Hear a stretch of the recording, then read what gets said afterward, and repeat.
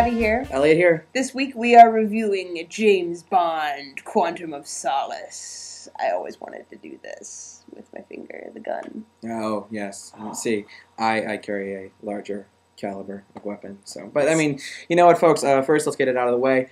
I think it's Quantum of Solace. Abby thinks it's Quantum of Solace. I've heard Quantum of Solace. I mean, it's the whole Eddie Izzard argument of herb versus herb, aluminium versus aluminum, and such things. So let's not get into semantical arguments because we're here to talk about the movies. So let's talk about the movies. Potato, potato. Potato, potato, tomato, tomato. Let's call the whole thing off. No, let's not. We gotta do a vlog. Okay, fine. Fine, we're here.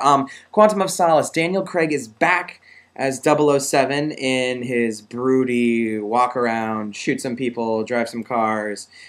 I mean, folks, it's pretty cut and dry. This is a Bond film. Yeah, I mean, you know that going in. But I mean, you know, really, folks, I enjoyed this film. There are some certain things that I have qualms with, to say the least.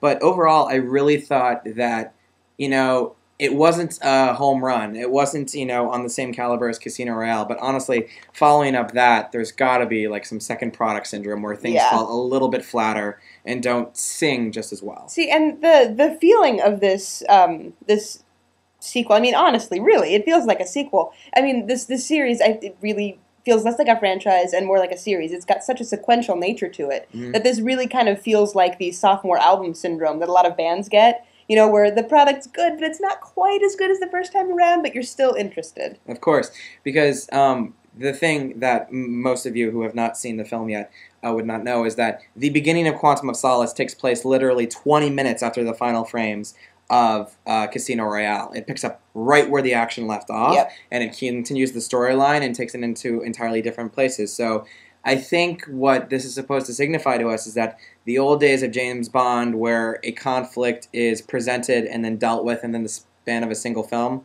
those days are done for. There will be a central idea, but of course, at the same time, the same baggage and the same characters from the first film show up in the second and really get a lot more life to them. Yeah, it's the end of the episodic age of James Bond and the dawn of the new character development series, which is what we're getting now. Of course. To advantages and disadvantages, I think. The plot of this one is a lot more convoluted, a lot harder to follow than it really is. Casino Royale. But basically, Bond wants revenge for the death of Vesper. So he stumbles onto this big secret network organization. Syndicate, that's a good word. Thank you. Quantum that has agents everywhere. And, you know, when I first saw this, I was really reminded of things like Alias or, you know, like other spy shows where it's really this global thing. And it's not just, you know, some guy who's got his finger on a big red button in Russia. It's not just really, it's not small-minded, it's global.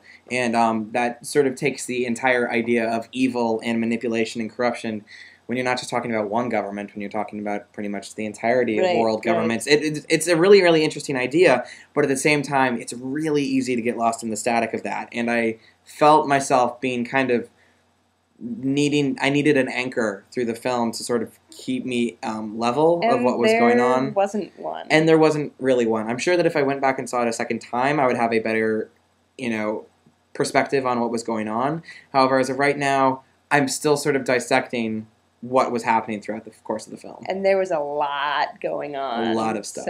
So basically, blink or go to the bathroom and come back, and you may be very, very, very lost. I did go to the bathroom. That was my downfall. That's right. I went to the bathroom. About 15 minutes in. I'm sorry. That was my bad, and I believe I'm suffering for it. See, this is why you go before the movie, like I did. Of course. Now, an interesting thing to note is that while this is still the reboot of the Bond franchise, it seemed like they were trying to have a return to form in a lot of ways. There were a lot of, you know, chase scenes, a lot of action stuff that wasn't necessarily truly contributing to the plot in any meaningful way or moving anything forward. So, I mean, I'm not sure what you... it seems like they were trying to calmly and smoothly transition between the new Bond and the old Bond, and we were sort of stranded. Yeah, it didn't quite work out. Kind of got lost in translation, I think. A little bit. Especially towards the beginning, you get a lot of fight sequences that don't quite make sense in the context of the film. They're hard to follow as they're being filmed. And a lot of violence and a lot of people getting killed that don't really seem to add much. You know, lots of car explosions, lots of police being shot because they were being paid off by the wrong people and happened to get in the way. Which you didn't see quite as much of in Casino Royale, I think. Truly, the body count in Casino Royale could, I think, be counted on, like, one hand. Yeah. When it's much more back to the old way of Bond, where it's like, you know, the nameless security guard who gets shot just for being in the wrong place at the wrong time. It seems a lot less personal. The extra who was in the wrong place at the wrong time and just happened to catch the bullet. Happened to catch the bullet. Another thing that sort of struck me as a little bit odd, during the action sequences, there was a lot of very, very strange juxtaposition. I'm not going to be giving anything too critical away because I don't want to spoil it for anybody.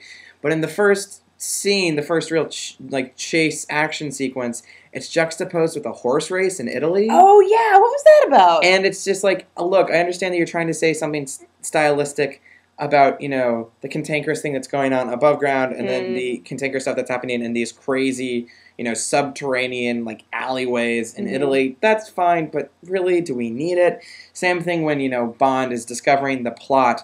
They're at this massive, like, arena-sized, like, huge stadium-sized opera for no real reason. Oh, yeah, that too. And the opera itself was, like, crazy weird. Yeah, it was like Donnie Darko meets, like, Hannibal Word of advice to Mark Forster. If you want to have an opera going on in the background, don't make it a crazy-ass opera. Make it something that we can be bored with and not have to pay attention to. And plus, you know what? You can have the opera or the horse race going on in the background, but cutting to it every 3 seconds, not necessary. No. But, I mean, you know, honestly, that was only for about 5 minutes of the film. I just found it kind of really jarring. But towards the end, I think things dramatically get pulled off a little bit better. Things kind of come together. You sort of get the general idea of what was going on. Yes. But at the same time, I mean, is it worth all that crazy stuff from the beginning? Just barely. Just barely. But another thing that is to the film's credit is the reason that it does sort of find its way in the last 2 acts. Most of that has a lot to do with the fact of casting. And especially, you know, with the recurring roles of Jeffrey Wright coming back as a CIA operative. I mean, I love him. He's cool. He's delightful. And then the Mathis character from the last film comes back into the play. And it was really nice to see those people again, because it does remind you that you are in the same universe. But as far as villains go, Abby? I love Matthew Almeric. I will see just about any movie that he is in. But his villain, unfortunately, did not bring a whole lot to the table. I think maybe because he was a representative of a much larger, much more sinister organization, which is this quantum group. Right. He's just kind of a lackey who's happening to do certain things that match up with their interests. At the same time, I think, you know, Almeric, who is most famous for The Diving Bell and The Butterfly, which I still don't get to this day, I think he's supposed to represent a new era of villains in which it's not necessarily, you know, a brawny sort of thing where, you know, there's somebody who's, you know, gonna nuke the entirety of the United States. It's not that anymore. It's supposed to be somebody who's got a lot of intelligence and a lot of power and, like, you know, resource and yada, yada, yada, which it's fine, and I understand the point of that, but at the same time, it's hard to be compelling in an action sequence if the guy is so... Like, honestly, I could knock this guy over by sneezing. He's very, very frail and French and... Basically, I think the thing that he had most to his advantage were the people that he had connections with and the people who he was paying off. Absolutely. Which I guess is kind of cool, but at the same time, I mean, if you're going to be a villain... Get something interesting. Be a villain. At least cry blood like Mads Mikkelsen did. I mean, seriously. That was awesome. Yeah, that was cool. Well, you're probably going to see this anyway. Go see it. Seriously, it's worth your time. I think it's pretty good, and it's a Bond movie, so you know it's going to have a certain appeal. So we're the Two Awesome Movie Nerds. Yeah, go forth and watch.